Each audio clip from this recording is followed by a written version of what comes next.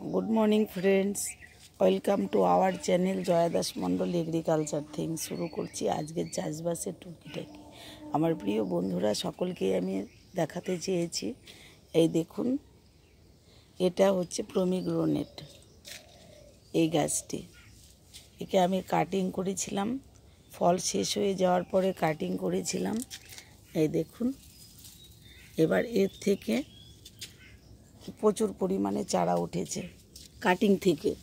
এই যে আমি কাটিং করে দিয়েছিলাম, এই যে কাটিং থেকে চারা উঠেছে।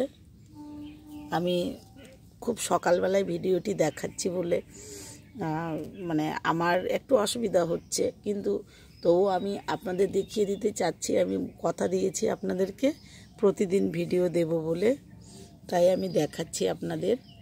কারণ আমি আবার ডিউটি বেরোবো 6টা-6টা-15 মধ্যে আমাকে বেরিয়ে যেতে হবে, তাই আমি আর্লি মর্নিংয়ে ভিডিওটা আপনাদের দিচ্ছি।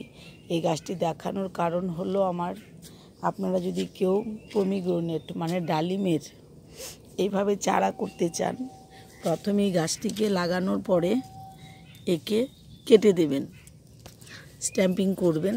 করার পরে দেখবেন কিছুদিন পরে জল আর খাদ্য ওকে দিতে হবে। দেওয়ার পরে আপনারা দেখতে পাবেন যে এর নিচ থেকে রুট বেরিয়েছে। রুট যখন বেরিয়ে যাবে, রুটের উপরে একটু মাটি দিয়ে দিন, মানে শেকড় যখন বেরিয়ে যাবে শেকড়ের উপরে অল্পটুকুন করে মাটি দিয়ে দিন। মাটি দেওয়ার পরে ওখান থেকে চারা বের হবে। যে শেকড় থেকে যে চারাটা বের হবে সেই চারাটাকে আপনারা তারপরে এটাকে লাগান। সরাসরি মাটিতে লাগাবেন না, কারণ বর্ষার দিনে মাটিতে লাগালে চারা ডেভেলপ করে না। আপনারা ওই চারাটিকে কিছু একটা পাত্রের মধ্যে মাটি দিয়ে লাগান, যেরকম আমি এই যে লাগিয়ে রেখেছি বালতিতে। দেখুন, ওরকমভাবে লাগিয়ে একটু বড় হলে দেখুন একটি গাছকে শিশুর মতো করে যত্ন করতে হয়।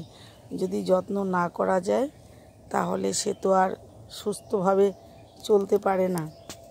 সেরকম একটি গাছও একটি শিশু।